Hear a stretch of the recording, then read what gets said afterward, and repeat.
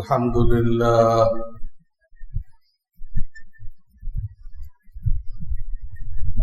لله وكفى وسلام على عباده الذين اصطفى أما بعد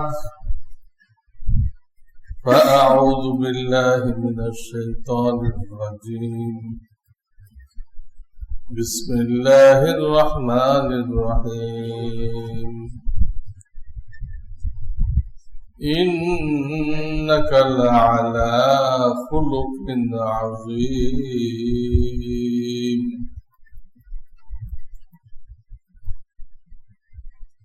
وقال النبي صلى الله عليه وسلم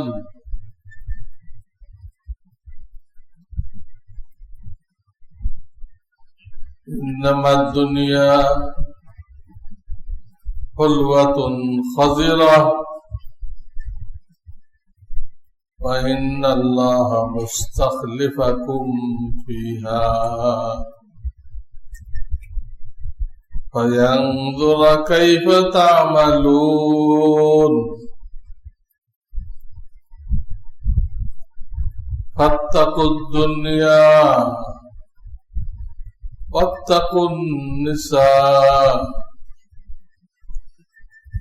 فإن أول فتنة كانت في بني إسرائيل في النساء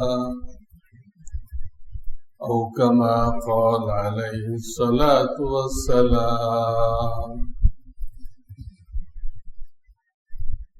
الحمد لله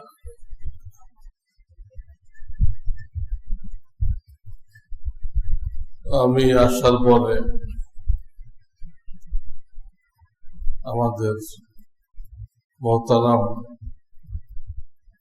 doctor Imdadul হক মৃধা আমার পাশে আছেন, উনি আমার ব্যক্তিগত চিকিৎসকও বটে। তো ওনার আব্বার ইন্তেকাল হয়ে গেছে। ঠিক যে জামানায় আমি পিতা মাতার হক বয়ান করতেছিলাম, বেঁচে থাকলে কি হক, চলে গেলে কি হক। তো আলহামদুলিল্লাহ আমি বড় খুশি হয়েছি, ধন্য মনে করতেছি যে আমি এই কথাগুলো আপনাদেরকে বলি। আল্লাহর হুকুম, নবীজির তরিকা, সেটা অনেক আলেমে পর্যন্ত বাস্তবায়ন করতে পারে না। আত্মীয় স্বজনরা বাধা দেয়, তারা মূর্খ। কিন্তু উনি তো ডাক্তার, ডায়াবেটিস বিশেষজ্ঞ, কোন মৌলবী সাহেব না, আলেম না। আমার যা বয়স শুনছেন, আমার প্রত্যেকটা সাবজেক্টের উপরে কিতাব আছে, কিতাব পড়ছেন, এবং আল্লাহ শকর আমি যে কারগুজারি এইমাত্র শুনলাম, ওনারা প্রত্যেকটা কাজ ঠিক এই সুন্নত মোতাবেক করার তৌফিক পাইছেন, আলহামদুলিল্লাহ। অনেক লোক চিল্লাচিল্লি করতেছিল, বুক আকাশের দিক দেন, ওনারা মানেন না, ওনারা মানেন না। আমি সকালে অবশ্য ফোনে কথা বলেছিলাম, অনেকে অনেক কিছু বলবে, কিন্তু আপনি দেরি করবেন না, মৃত্যু হয়ে গেছে, দেরি করবেন না। যতটুকু শর্ট টাইমে পারেন আল্লাহর মাল আল্লাহকে বুঝাই দেন। কবরে উনি যে জান্নাতি জীবন পাবেন এটা আটকায় রাখলে সেই শান্তি পাবেন না, কষ্ট পাবেন। দ্রুত ওনাকে জান্নাতের বাগানে পৌঁছাই দেন। অনেকে চাইছিল জোহরের পরে হোক, না জোহরের পরে কেন হবে, আমার বেশি লোকের দরকার নেই, শরীয়তের মোতাবেক 2-5 জন হোক। আমি মনে হয় আপনাদের ঘটনা শোনাইছি, দেওবন্দের সাইকুল হাদিস মুফতি সাঈদ আহমদ পালনপুরি, উনি বোম্বেতে চিকিৎসা করতে যেয়ে মারা গেলেন। উনি ওসিয়ত করলেন আমাকে দেওবন্দে মারা, আমি এখানে মারা গেলে এই বোম্বেতে আমাকে করবা, দাফন করবা এবং দেরি করবা না। ওনার জানা যায় তো 5 লক্ষ লোক হওয়া দরকার, ওনার ব্যক্তিত্ব হিসেবে কমপক্ষে 5 লক্ষ লোক হওয়া দরকার। এই জন্য বলে গেছে দেরি করবা না, এই জন্য 10-12 জন লোক হয়েছে। এটাই শরিয়ত, এটাই উত্তম। হাদিসে শুধু এতটুকু পাওয়া যায়, কোন মুর্দারের জন্য যদি 3 কাতার লোক আল্লাহর কাছে দোয়া করে, আল্লাহ ওই মুর্দাকে মাফ করে দেন। 3 কাতার সংখ্যা নেই কিন্তু। তো ফুকাহায়ে কেরাম এরা সবচেয়ে বেশি বুঝে হাদিস কোরআন। এক গ্রুপকে বলে মুহাদ্দিস, তাহলে হাদিস পড়ায়, কিন্তু কোনটা পরিদর্য, কোনটা রহিত হয়ে গেছে এইগুলো তারা এতটা বোঝে না। মুহাদ্দিস এর উপরে যায় হলো মুহাদ্দিস হওয়ার পরে যায় হয় ফকিহ, মুফতি। এর উপরে ডিগ্রি নেই, এর উপরে ডিগ্রি হলো শায়েখ, যারা আত্মার চিকিৎসা দেয়। মুহাদ্দিস, তারপরে মুফতি, তারপরে শায়েখ, মুর্শিদ। তো তিরমিজি শরীফে লিখতেছে, উনি একটা হাদিসের অর্থ করছেন, অর্থ করেন না সাধারণত, শুধু হাদিস লেখেন। তো এক জায়গায় উনি ব্যাখ্যা করছেন, জটিল দেখে ব্যাখ্যা করছেন। ব্যাখ্যা করে ইমাম তিরমিজি রাহমাতুল্লাহ আলাইহি বলতেছেন, হাকাদা ক্বালাল ফুকাহা ওহুম আ'লামু বিমানিল হাদিস। ফুকাহারা এরকম বলছে, আমি যে তরজমা লিখলাম কিতাবওয়ালা, ফুকাহায়ে কেরাম, মুফতিয়ানে কেরাম এরকম বলছে। তারপরে শব্দ কি? ওহুম আ'লামু বিমানিল হাদিস, এবং তারাই হাদিসের অর্থ সবচেয়ে বেশি জানে। তিরমিজি শরীফ বলেন, আমি দেখাই দেই, হাদিস জমা করছেন হাজার হাজার, কিতাব লিখছেন 2 খন্ডে। তিনি বলতেছে অহুম আ'লামু, তারাই বেশি জানে বিমানিল হাদিস, হাদিসের অর্থ। এজন্য মুহাদ্দিসিনকে ফলো করতে বলা হয় না, আপনাকে ফলো করতে বলা হয়েছে ফকিহ, মুফতি, এদেরকে। এরা হাদিস বুঝে। আলহামদুলিল্লাহ,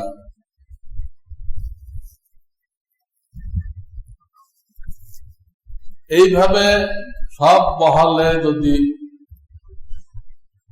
নবীদের সুন্নত চালু হয়ে যায়, তাহলে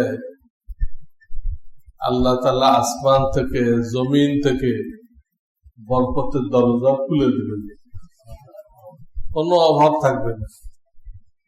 কত কিছুর খনিতে পাবেন, হীরার খনি, মণি মুক্তার খনি পাবেন ইবাদতের বদৌলতে। আফগানের ভাইরা পাইতেছে ইসলাম কায়েম করার জন্য এমন এমন খনি যারা পাইতেছে আগে কোনোদিন পাওয়া যায় না। আপনারা পাবেন, তো কোরআন শরীফ আল্লাহ নিজেই বলে দিচ্ছেন, ওয়ালাউ আন্না আহলাল কুরা আমানু ওয়াত্তাকাউ লাফাতাহনা আলাইহিম বারাকাতিন মিনাস সামাই ওয়াল আরদ। জগৎবাসী যদি ঈমান আনে, তাকওয়া অবলম্বন করে, মানে আল্লাহর হুকুম নবীর তরিকায় চলে,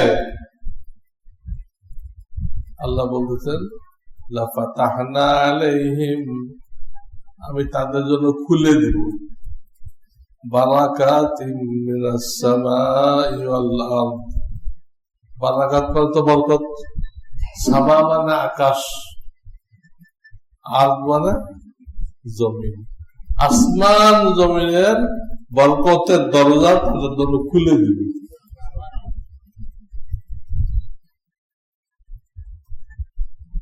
অচিরে কিয়ামতের আগে ইমাম মাহদী আসবে,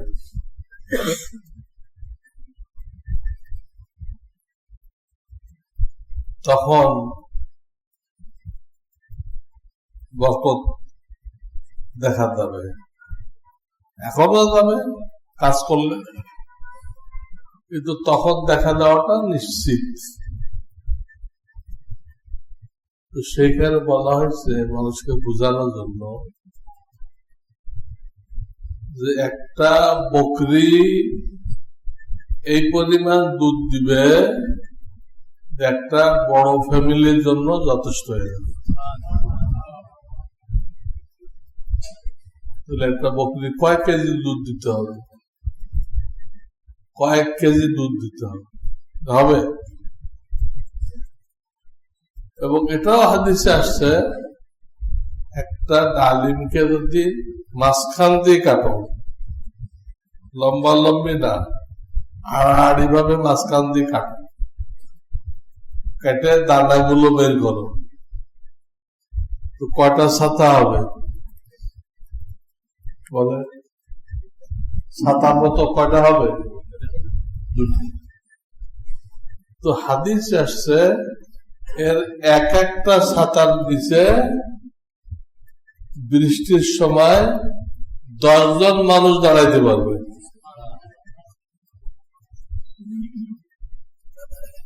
তাহলে 2 ছাতায় 20 জন। তাহলে ডালিমটা কতটুকু বড় হবে আপনি ক্যালকুলেশন করেন, বরকত কাকে বলে।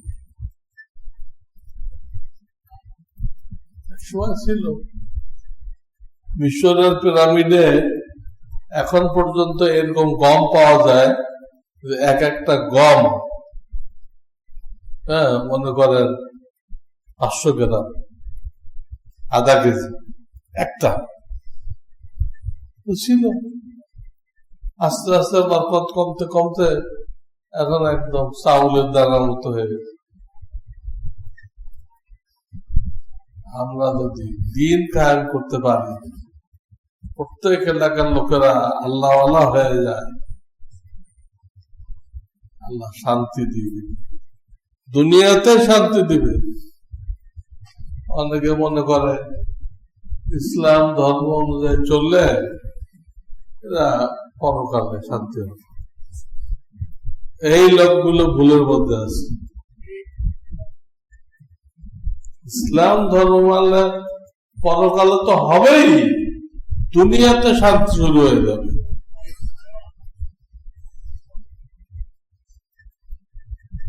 আমেরিকা যদি আপনাকে ডাকে তুমি আসো আমাদের দেশের এই কাজটা করো,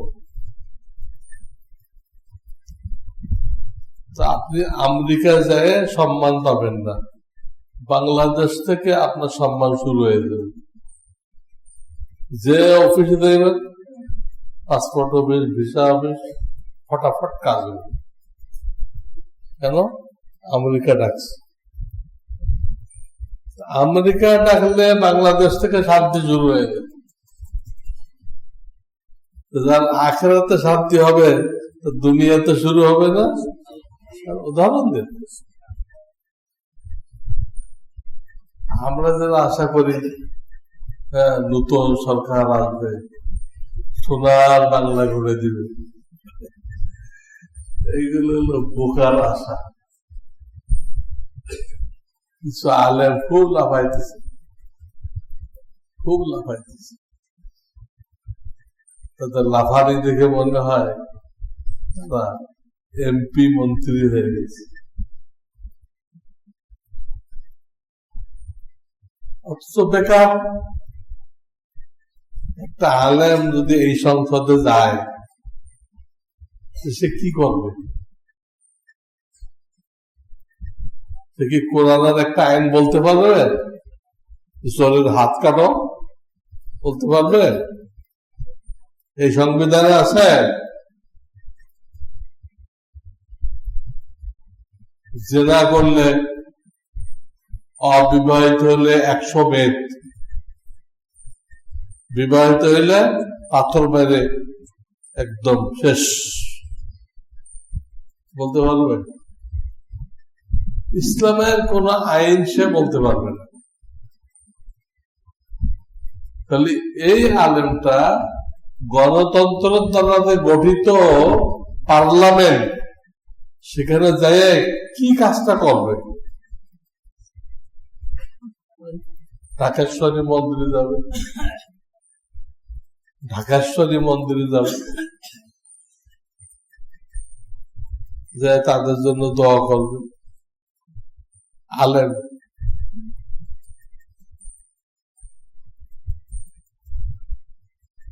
যে এখন যে উপদেষ্টা বসছে ধর্ম, তার ভাষণ দেখলাম, বয়ান, যে আপনারা পূজার সময় যদি সহযোগিতা চান তাহলে আমি মাদ্রাসার ছাত্র পাঠাবো, তারা আপনাদেরকে নিরাপত্তা দিবে। মাদ্রাসার ছাত্রর কাজ মূর্তির নিরাপত্তা দেওয়া। আল্লাহ রসুল বলছেন, আমি দুনিয়াতে আসছি মূর্তি ভাঙার জন্য। আমি দুনিয়াতে আসছি মূর্তি ভাঙার জন্য, বাদ্যযন্ত্র ভাঙার জন্য। সেই মূর্তি পাহারা দিবে মাদ্রাসার ছাত্র?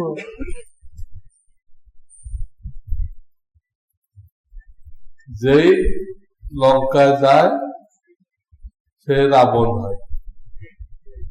উনি একজন আলেম, কিন্তু ওনাকে গণতন্ত্রে একটা আসন দেওয়া হয়েছে, আর উনি ইসলামের পক্ষে বলতেছেন না, গণতন্ত্রের পক্ষে, কাফেরের পক্ষে বলতেছেন। আমাকে যদি আপনারা ভোট দিয়ে মন্ত্রী বানাই দেন, ইসলামের কোনো ফায়দা হবে না। আমি তো বন্দী, গণতন্ত্রের আইনে আমি কি বন্দী। সেখানে নেতা যা বলবে, ভুল হোক ঠিক হোক, সবাই ওটা মানতে হবে। নেতার কথা সবাইকে মানতে হবে। স্বাধীনতা নেই, কোন মন্ত্রী, কোন এমপি স্বাধীনতা নেই। চাই থাকে আমার নেতা কি বলে অন্ধভাবে সমর্থন করতে হবে। জনগণের সরকার, এমপিরা কথা বলতে পারে না, জনগণ কি করবে? এমপিদের কথা বলার স্বাধীনতা নেই। তার নেতা কি করছে? নেতারও কোনো স্বাধীনতা নেই। ওর কাছে কোন দেশের থেকে এটা ব্লু প্রিন্ট আসছে, এটা নির্দেশ আসছে, ওকে ওটা বলতে হবে। বিদেশ সমর্থন করবে না। ওর স্বাধীনতা কই? যে প্রধানমন্ত্রী হবে, প্রেসিডেন্ট হবে, তার হাত পাওয়ার না। কাফেরদের নির্দেশ আসতেছে, বাস্তবায়ন করতেছে।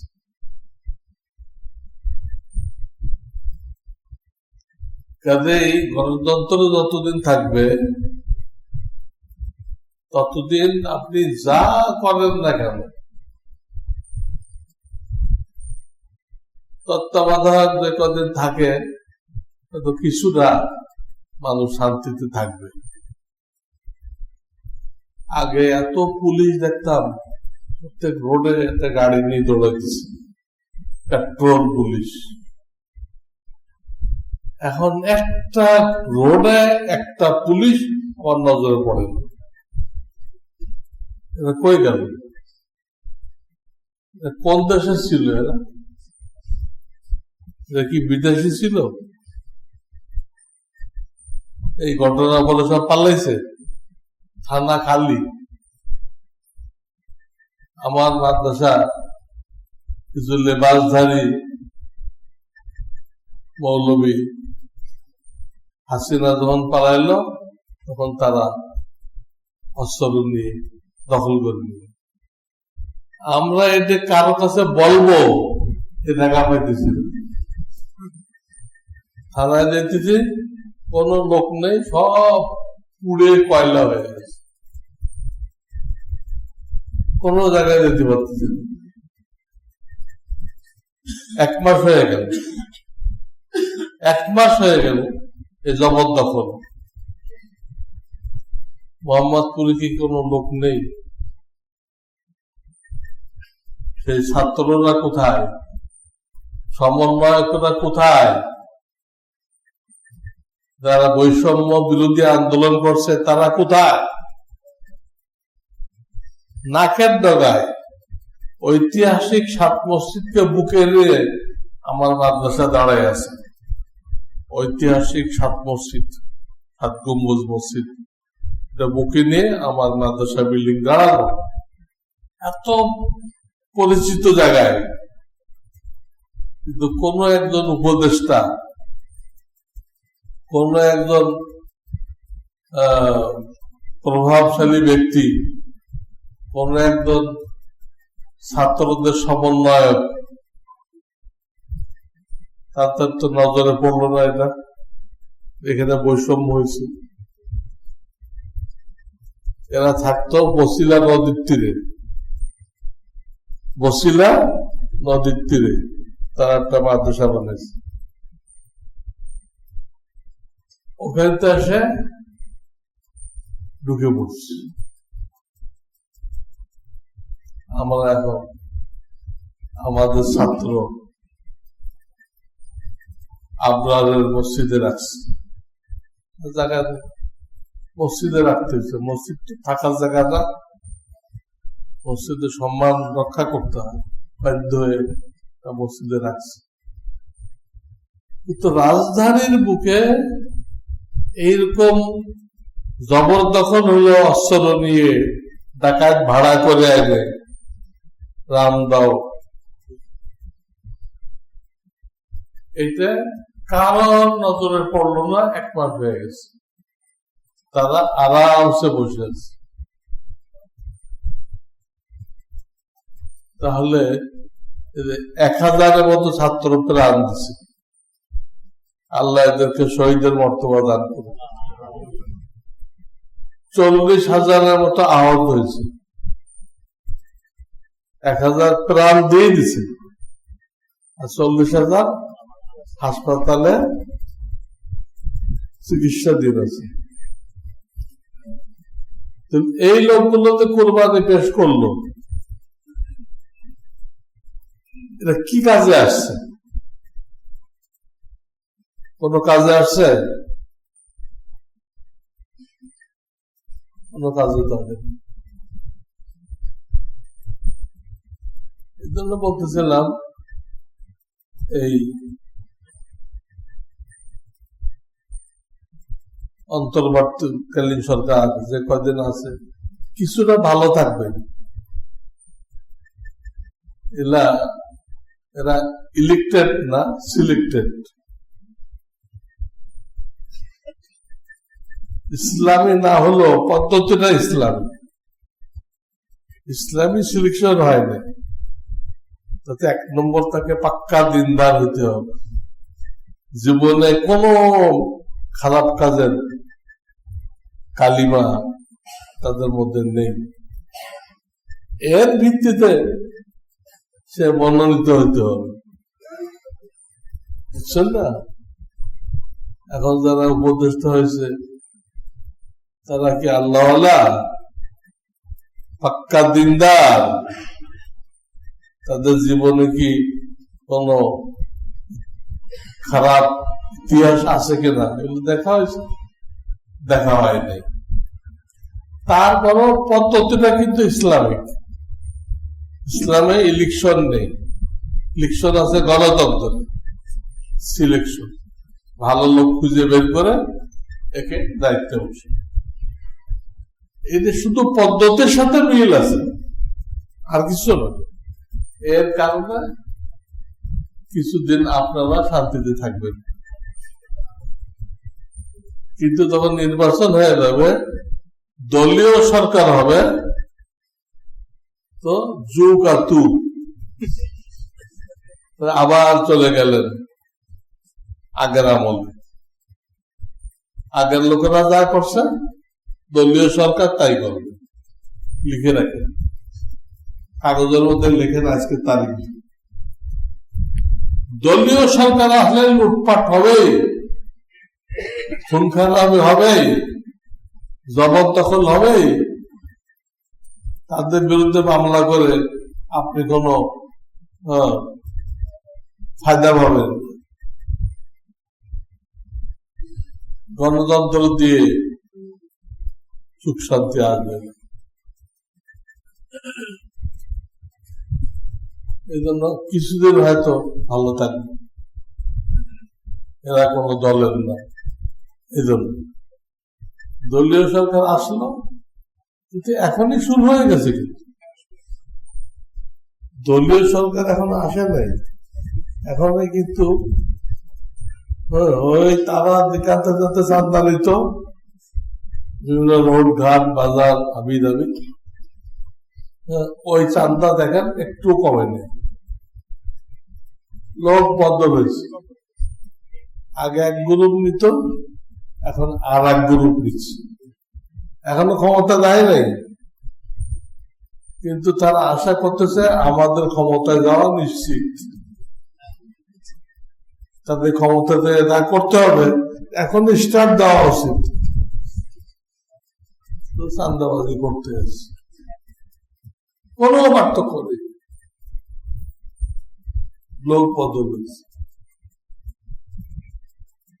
এদের চরিত্র এক, মুদ্রার এপিট ওপিট, প্রত্যেকে শান্তি হয়েছে।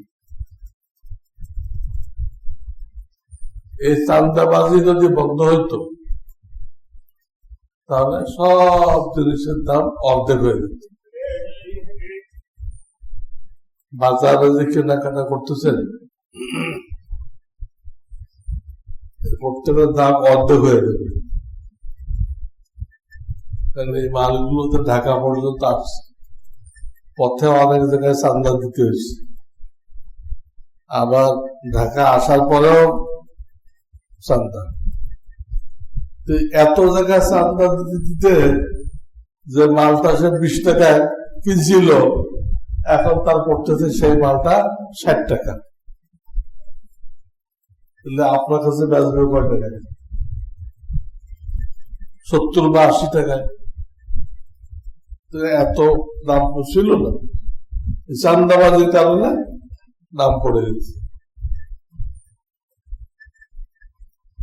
এই উপদেষ্টারা তো চান্দাবাজির কিচ্ছু করতে পারেনি। করবে কাকে দিয়ে? পুলিশ দিয়ে। কোন পুলিশ নেই। বুঝছিস না এরা কোন দেশই ছিল?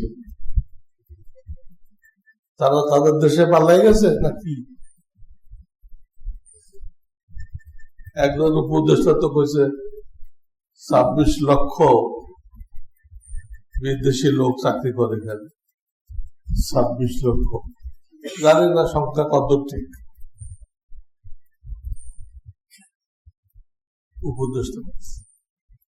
উপদেষ্টা বলছে কিছুটা তো ঠিক, মানে এত পুলিশ একটাও নেই। ওষুধ খাওয়ার জন্য কোনো পুলিশ পাওয়া যেতেছে, এই 200 ট্রাফিক দেখা যাইতেছে, এই ছাড়া আর যাই হোক, আমরা সবাই শান্তি চাই। গণতন্ত্র বদলানো আমাদের হাতের মধ্যে না। ইসলাম অনুযায়ী যদি সকল মুসলমান চলে,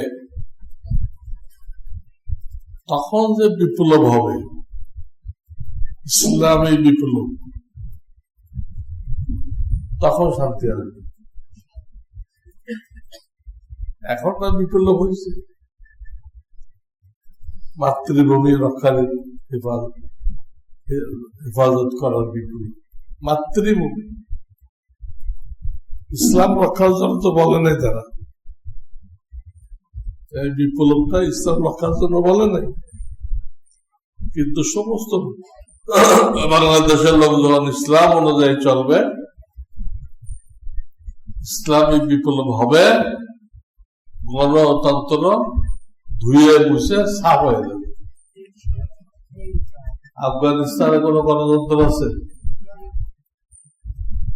হ্যাঁ, আছে গণতন্ত্র। তারা পৃথিবীতে সবচেয়ে সুখী।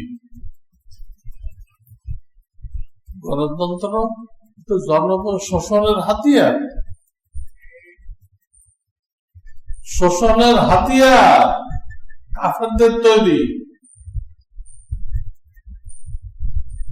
কোরআন বলতেছেন, আল্লাহ বলতেছেন, আমি যে মানুষ তৈরি করছি, এর অধিকাংশ লোক বোঝে না। বুঝবার লোক খুব হাতে গড়া। কে বলতেছে? আপনি এই আয়াতটা কোরআন শরীফে খোঁজেন, ওয়ালাকিন্না আকসারান নাসি লা ইয়ালামুন। অর্থ কি? এই আয়াতটা কতবার আসছে? ওয়ালাকিন্না আকসারান নাস, আকসারান নাস মানে অধিকাংশ মানুষ, লা ইয়াকিলুন, বোঝে না, আকল জ্ঞানী গুণী হাতে গণার 2-4 তো গণতন্ত্রে বলে অধিকাংশ লোক যা বলবে সেটা, এটাও মিথ্যা কথা। অধিকাংশ লোক অনুযায়ী ক্ষমতা গঠন করা হয় না। আর এক ধোঁকাবাজ শুভঙ্করের ফাঁকি। তো থিওরি অধিকাংশ লোক। আর আল্লাহ বলতেছেন, 8 পারার প্রথম পৃষ্ঠায়, আকসারা মান ফিল আরদ ইউদিল্লুকা আন সাবিলিল্লাহ। অধিকাংশ লোক কি বলতেছে, তুমি যদি ওইটা ফলো করো, আল্লাহ কি বললেন, আল্লাহর হাবিব কি বললেন, এটার কোনো খবর নেই। অধিকাংশ লোক কি বলবে, এটাকে ফলো করো। ফলো করা আকসারা মান ফিল আরদ, পৃথিবীর অধিকাংশ মানুষ, জনগোষ্ঠী, এদের কথা মানো। ইউদিল্লুকা আন সাবিলিল্লাহ, তুমি আল্লাহর রাস্তা থেকে সরে যাবে, তুমি আল্লাহর রাস্তায় থাকবে না, শয়তানের রাস্তায় চলে যাবে। আমরা তো এখন শয়তানের রাস্তায় আছি, আল্লাহর রাস্তায় নেই। গণতন্ত্র বলতে অধিকাংশ কথা মানতে হবে, মেজরিটি মাস্ট বি গ্রান্টেড। কিন্তু কোরআন বলতে অধিকাংশ কথা যে মানো তো গুমরা হয়ে যাবে, পথভ্রষ্ট হইবা। আল্লাহ আল্লাহরা কি কয়, মুফতিরা কি কয়, হক্কানি আলেম না কি কয়, সেইটা মানো, শান্তি আসবে। এবং মৌলিক জিনিস হলো আখলাক, চরিত্রবান, কোন কালিমা নেই। নবীদিকে প্রশংসা করতে দেয় আল্লাহ কি বলেছেন, নবীদিকে প্রশংসা করতে দেয় কি বলেছেন, ইন্নাকা লাআলা খুলুকিন আযীম, আপনি সর্বোত্তম চরিত্রের অধিকারী, আপনার থেকে উত্তম চরিত্র আর কারণ নেই।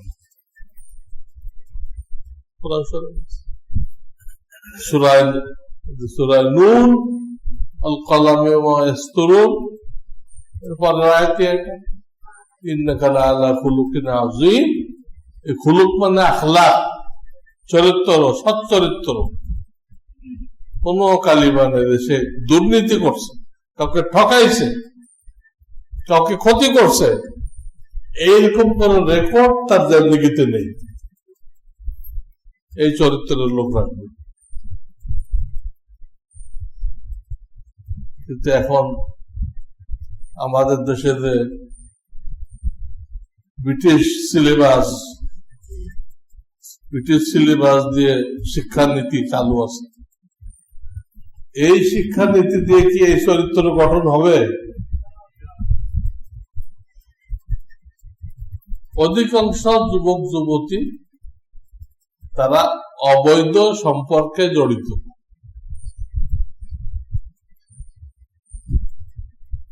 বাস্তব কেনা না অবাস্তব? যারা তবলিগ করে কিছু ছাত্র, এরা বাদ, এরা ঠিক আছে, এরা বাদে অধিকাংশ যুবক যুবতী অবৈধ সম্পর্কে জড়িত। একসময় পস্তাবে,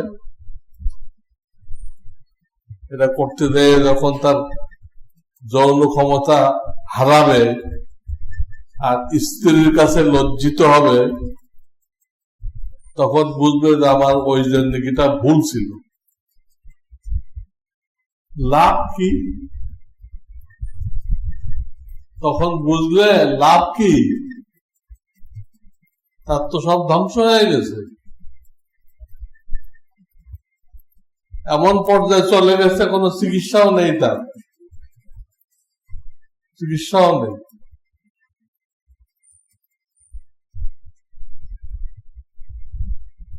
একসাথে পড়ে, এটা দলিল।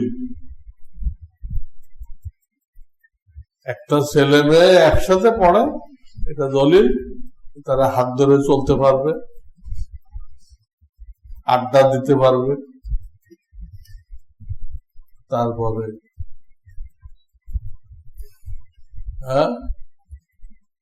কি খায়, আরে ফুচকা আর কি ফাস্টফুড ফুচকা কি কি খায় যেন, একসাথে পড়ছে। এখন এইগুলো খাওয়া, আড্ডা দেওয়া। আর আমি আগে বাড়লাম না,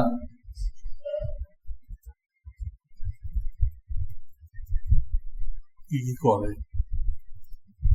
আমার আশ্চর্য লাগে যে শিক্ষকরা কি এই বিষয়ে কিছু বলে না।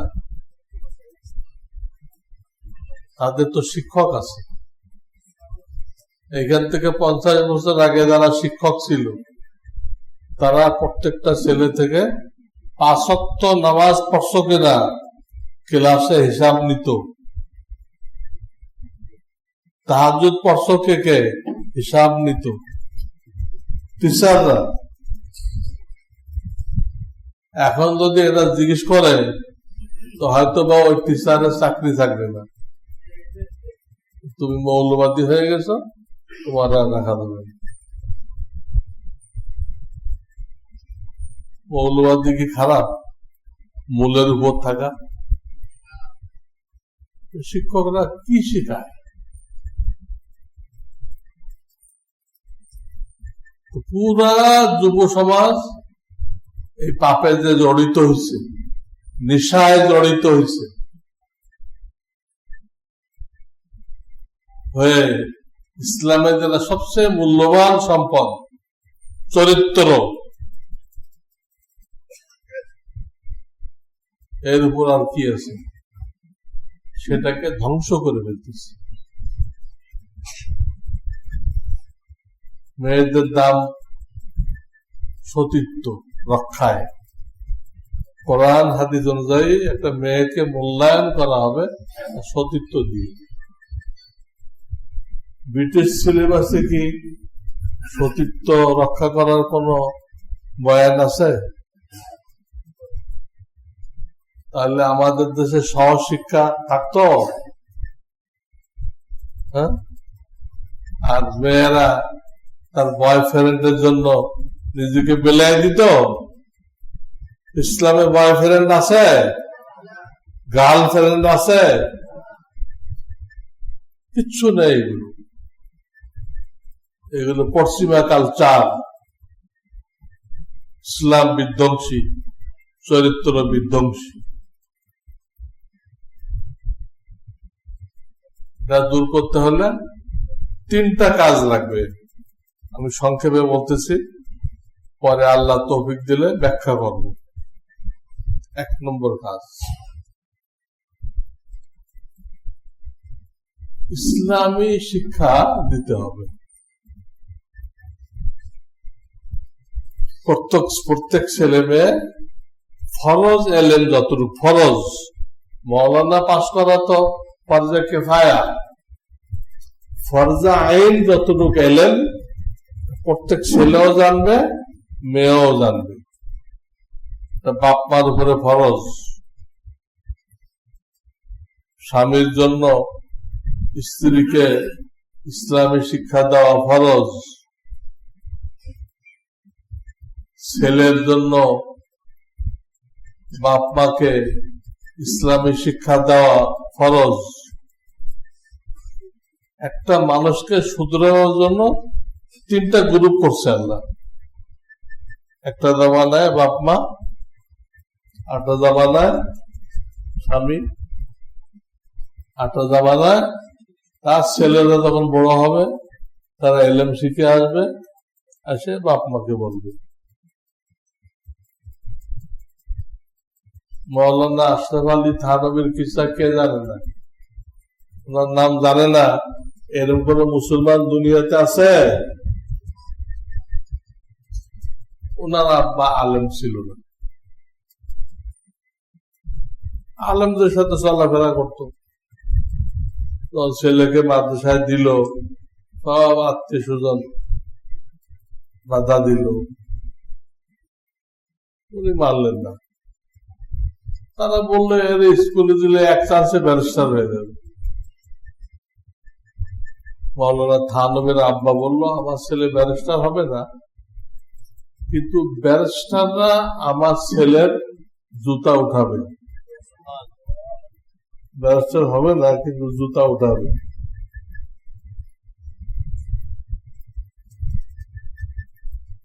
সওয়াবের আসবে। তো ওনার একটা ভুল ছিল, ওই যে বন্ধক রেখে ফসল খায় না, এই ভুলটা ওনার ছিল, জানতেন না। মৌলানা থানবীর ছাত্র এই মশলা শিখছে, কেবল এই মশলা শিখছে, এসে বাপকে ধরছে, আব্বা এটা তো হবে না, কিতাবে নিষেধ। বাপে মানেন, দেখেন ছেলে বাপকে ঠিক করতেছে, এলেম শিখে বাপের ভুল ঠিক করে দিচ্ছে। তাহলে বাপ মা, স্বামী, পরে সন্তান, 3টা জায়গার থেকে সে এলেম পাইতেছে।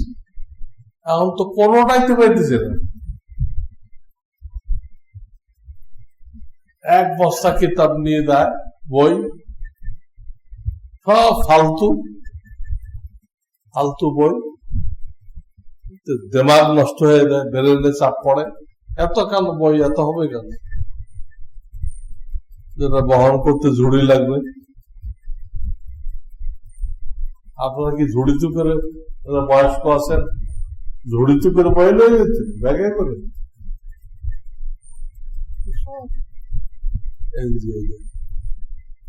তো 1 নম্বর ইসলামী শিক্ষা। 2 নম্বর সহশিক্ষা বন্ধ করতে হবে। পারবে উপদেশটা না, সহশিক্ষা চলবে না, ইসলামে হারাম। এই বয়সে সাংঘাতিক আবেগ থাকে, উঠতি বয়সে যে আবেগটা থাকে এটা পরে আর থাকে না, 20 বছর পরে আর থাকে না। 15 থেকে 20 বছর এই সময়টা সাংঘাতিক একটা যৌন উত্তেজনার সময়। সেই সময় যদি ফ্রি মিসিং হয়, অবাধ মেলামেশা হয়, তো পাপ কার্য সংগঠিত হওয়া জরুরি। আমার কাছে বহু রিপোর্ট আছে, আমি মুফতি, ফতোয়া নিতে আসি। মেয়ে খায় না, 7-এ পড়ে, খায় না, ডাক্তার কাছে নিচ্ছে। ডাক্তার বলছে যে সম্ভবত ওর পেটে বাচ্চা। বাবা ডাক্তারে মানে পারলে কি বলতেছেন আপনি পাগলের মতো? এত ছোট মেয়ে 7-এ পড়ে, এ পেটে বাচ্চা, কি করো?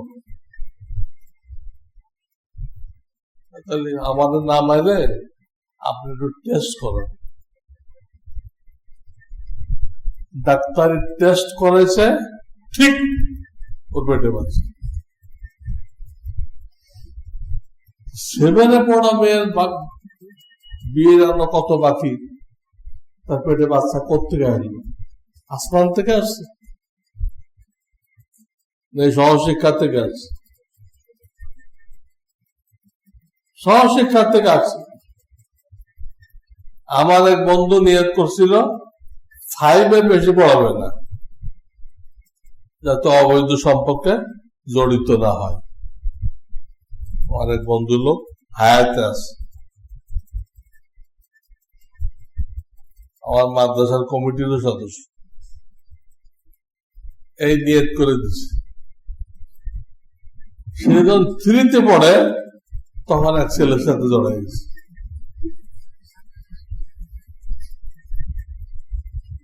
এগুলো কোন গোপাল ভাড়ার কিস্সা না, এগুলো বাস্তব। আমাকে বলছে, সমাজের সকল স্তরের লোক আমার কাছে আসে। 7-এ পড়ে আর পেটে বাচ্চা,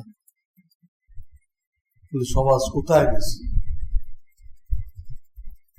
এনজিওরা চালু করছে, বিদেশি কাফেররা বড় অঙ্কে সাহায্য করছে।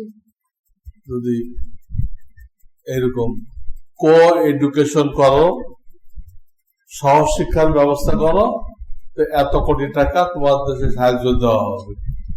এই সাহায্যের লোক দিয়ে দিয়ে এগুলো চালু করছে।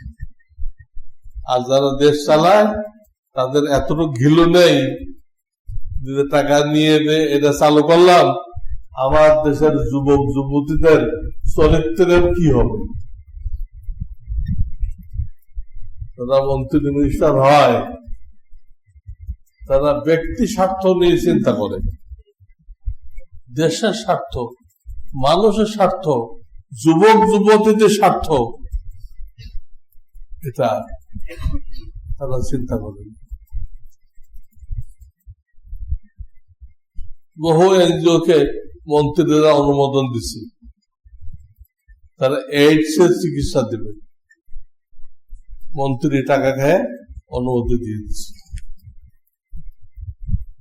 পরে খবর নেওয়া হয়েছে, আমরা কয়জন এইডস এর রোগী পেয়েছেন, এখন একজনও পাই নাই।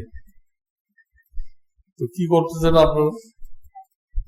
বলতে আমরা আপাতত সমকামিতার শিক্ষা দিচ্ছি, এটা যখন ব্যাপক করা যাবে, তখন এইডস হবে, তখন আমরা চিকিৎসা দিই। দেখেন, এইডস এর চিকিৎসা দিবে, এই দেশে তো এইডস এর রোগী নেই, রুগী বানানোর জন্য কিছু সমকামিতা দিচ্ছে। এনজিও এদেশে এখন কাজ করতেছে অলরেডি। আল কাউসার যে মাসিক পত্রিকা বিস্তারিত দেওয়া হয়েছিল এই এনজিও কোথায় কোথায় কাজ করতেছে। এটা তো কোন মন্ত্রী পাশ করছে, সে মন্ত্রীর তো ফাঁসি দেওয়া দরকার। তুমি জাতিকে ধ্বংস করতেছ, নিজের স্বার্থ রক্ষা করার জন্য জাতিকে ধ্বংস করতেছ। কাজে এইটা আমাদের বুঝতে হবে, আমাদের ছেলে মেয়েদেরকে বুঝাইতে হবে, সহশিক্ষা না। আলাদা পড়ো, পর্দা করে পড়ো। বিবাহের আগে কোন ছেলে কোন মেয়ের সাথে সম্পর্ক করতে পারবে না, কোন মেয়ে কোন ছেলের সাথে সম্পর্ক করতে পারবে না। করলে এই শাস্তি, 10 বছর জেল। আইন করেন, শিক্ষাও দেন, আইনও করেন। তখন এই ভালোবাসা দিবস, ইসলামে কোন ভালোবাসা দিবস আছে নাকি? তো প্রত্যেক দিন বাপ মাকে ভালোবাসতেছে, স্ত্রীকে ভালোবাসতেছে, ছেলে মেয়েকে ভালোবাসতেছে। এর জন্য একটা দিন লাগবে যে দিনে মেয়েরা সেজে গুজে প্রেমিকদের খুশি করবে, আছে নাকি? কি এগুলো কেন চালু হল? মুসলমানদের দেশ, আউলিয়া কেরামের দেশ। কাজেই ইসলামী শিক্ষা 2 নম্বর, সহশিক্ষা বাদ দিতে হবে, বন্ধ করতে হবে। পারবে উপদেষ্টারা? ডক্টর ইউনূস বলছে আমাদেরকে ধরাই দেন কি কি ভুল আছে, আপনারা লেখেন, পৃথক করে দেন, কোন সহশিক্ষা থাকবে না। লেখেন, তাদের লেখার যোগ্যতা আছে। 3 নম্বর, সময় মতো বিয়ে দেওয়া, দেরি করা যাবে না। এনজিওরা টাকাটুকি দিয়ে একটা আইন পাশ করাইছে, 18 বছর আগে বিয়ে দেওয়া যাবে না, তাহলে সেটা বাল্য বিবাহ। বালেগ হয় 14-15 বছর বয়সে। বালেগ হওয়া মানে তো সে স্বামীর খেদমত করার উপযুক্ত হয়ে গেছে, সে সন্তান নেওয়ার উপযুক্ত হয়ে গেছে। আর না, আল্লাহ তারে বালেগ বানাইছে কেন? তো 15 বছরে বালেগ, 18 বছর আগে বিয়ে দিতে পারবেন না। 15 আর 3, এই 3 বছর সে খুব কষ্টের মধ্যে আছে, ক্ষুধার্ত। খাবার না হলে মানুষ যেরকম কাতর হয়ে যায়, এও কাতর হয়ে যায়। এটা একটা চাহিদা, শারীরিক চাহিদা। আল্লাহ এইভাবে মানুষকে তৈরি করছেন, তা নাহলে দুনিয়া আবার থাকবে না। তাদের চাহিদা 15 বছরে, আর আপনি আইন করতেছেন 18 বছর আগে বিয়ে দেওয়া যাবে না, বাল্য। ইসলামী শরীয়ত অনুযায়ী আর আগে বিয়ে হবে, সে 2-1টা বাচ্চার মা হয়ে যাবে। যে বয়সে সে 2-1টা বাচ্চার মা হবে, সেই বয়সকে আপনি বলতেছেন বাল্য। কই পেয়েছেন এটা? ভণ্ডামি। এনজিওদের এসব আইন ঝাড়ু দিয়ে পিটায় দূর করতে হবে। যে বিচারক এটা পাশ করছে ওরে ফাঁসি দিতে হবে। আমার নবী তার মেয়েদেরকে 15 বছর বয়সে বিয়ে দিচ্ছে। আমি নবীর একজন ক্ষুদ্র অনুসারী, আল্লাহ আমাকে 4টে মেয়ে দিচ্ছে, সবগুলো 15 থেকে 16 বছরে বিয়ে দিচ্ছি। এনজিওর আইনে লাথি মেরে সব বিয়ে দিচ্ছি 15 থেকে 16 বছরে, এর বেশি না। দুশ্চিন্তা করবে, কাল্পনিক ভাবে অনেক কিছু করবে, কোন অঘটন করতে পারে। এই জন্য মেয়েদের বয়স 16, ছেলেদের বয়স 20, এই বয়সে বিয়ে দিতে হবে। পড়তে চায় পড়ো, পড়তে বাধা করছে কে? বিয়ে করলে পড়া যায় না? বিয়ে করলে পড়া যায় না? ও চাকরি বাকরি করা পর্যন্ত বাপ মা তার বিবিকে, আহলিয়াকে দেখাশোনা করবে, বাপ মা পারে না? হাদিসে বলে যে তোমার ছেলে মেয়ে যখন সাবালেগ হয় বিয়ে দাও, যদি না দাও আর তাদের দ্বারা কোন গুনাহ হয় সেই গুনার দায় দায়িত্ব তোমার উপর। হাদিস ইদা বালাগাহু ফালিউযাওবিজহু, হাদিস শোনাইছে আপনাদেরকে। এই কয়েকটা কাজ করেন, যুবকদের সমাজ, যুব সমাজের চরিত্র ফুলের মতো পবিত্র হয়ে যাবে। ফেরেশতা, এই যুবকগুলো ফেরেশতা। ইসলামী তালিম ঢোকান স্কুলে, মৌলিক হলো ইসলামী তালিম, তার পাশে সায়েন্স, আর কি কি আছে না, অ্যালজাবরা, আমি নাম জানি না, কেমিস্ট্রি,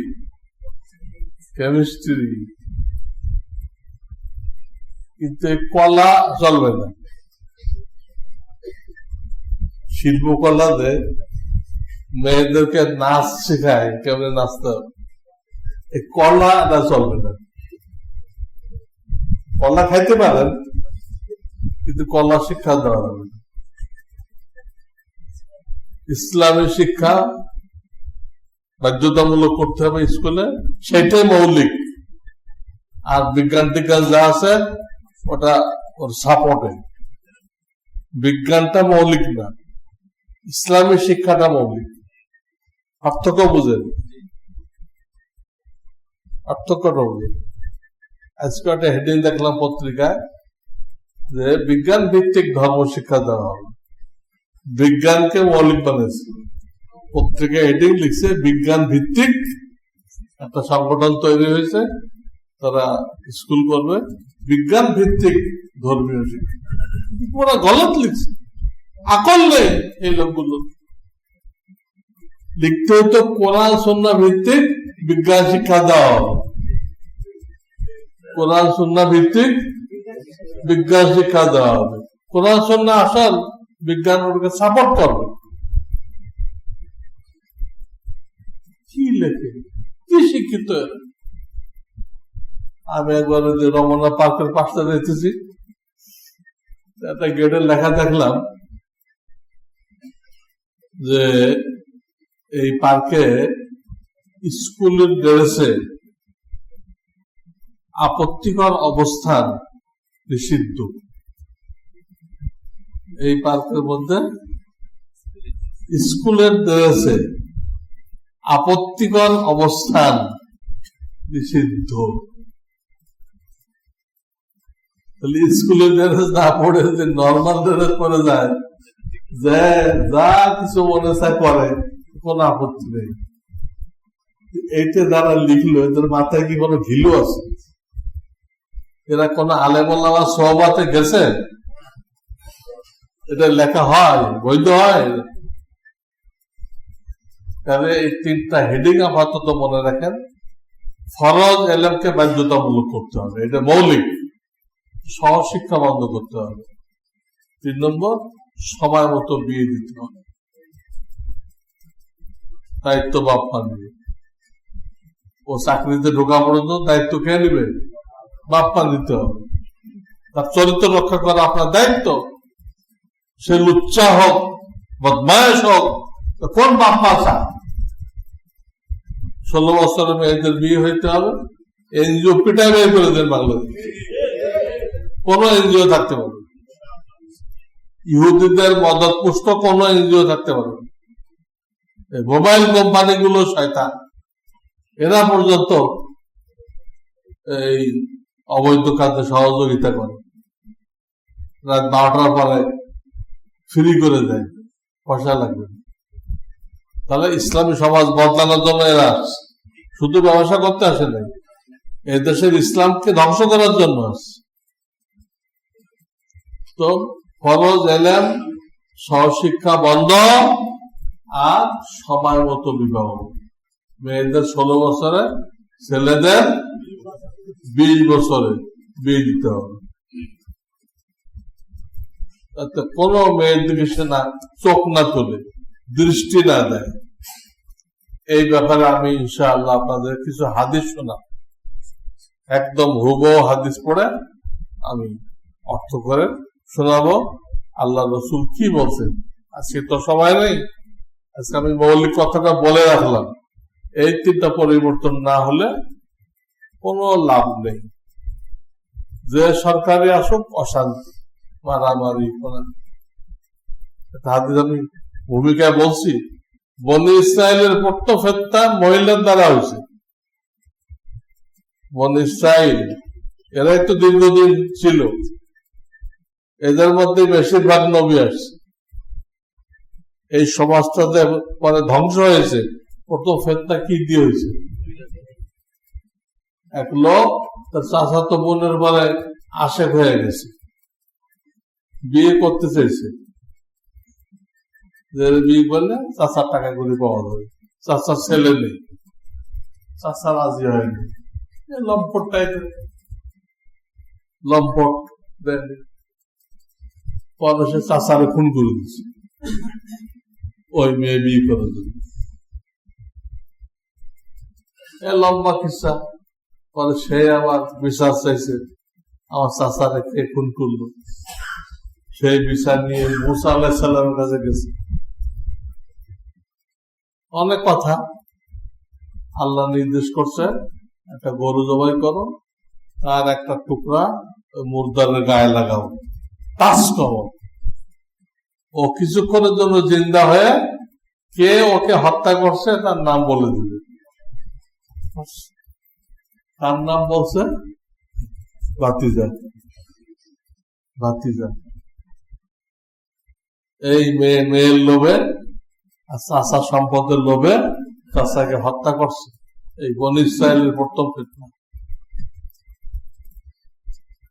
যেহেতু গরু জবাই করে একটা টুকরা ওই মৃত ব্যক্তির গায়ে লাগাইতে বলা হয়েছে। গরুকে আরবিতে বলে বাকারা। কি বলে? বাকারা। এইখান থেকে কোরআন শরীফের যে সূরা বাকারা বলে, ফাতিহার পরে যে সূরা বাকারা শোনেন না, এই বাকারার নাম কেন রাখা হয়েছে? এই কিস্তার ভিতরে গরুর কথা আছে, সে গরুর দিকে লক্ষ্য করে এই সূরার নাম কি? বাকারা। ভালো করে বুঝেন। হ্যাঁ, হিন্দুরা যে গরু গোমাতা বলে, সেই গরু তো আবার জবাই করে বিদেশে পাঠায়। সেগুলো কি মাতা? গরু তো গোমাতা, ওর পেশাব হলো সবচেয়ে মূল্যবান ওষুধ, যেটা পাঠায় বিদেশে, আমাদের দেশেও পাঠায়। সেটা কি সৎ মাতা? হিন্দুদের জিজ্ঞেস করেন, ওই গরু কি তোমাদের সৎ মাতা? আহাম্মক জাতি। আল্লাহ আমাদেরকে বুঝবার তৌফিক দান করেন। ওয়া আখিরু দাওয়ানা আনিল হামদুলিল্লাহি রাব্বিল আলামিন।